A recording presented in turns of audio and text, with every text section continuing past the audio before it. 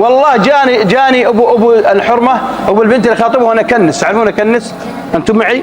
اكنس المحل، ولا قال كذا عاد انا اترزق الله، وقال كذا بالجو بعمامتي ومربطها وقاعد يوم دخل علي قال لي فلان، يعني قال اسم يعني يوم شفته قال لي فلان وانا مدنق وكنس.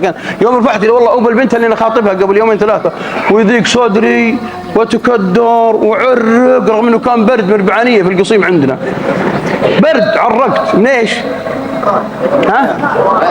خايف من ايش؟ من ابو زوجتي، لانه شافني وانا ايش؟ وانا وسط غبار وحوسه وقعد انظف الدكان تعرفون. قال لي لا يا وليدي ترى هذا الرجال هذا ايش؟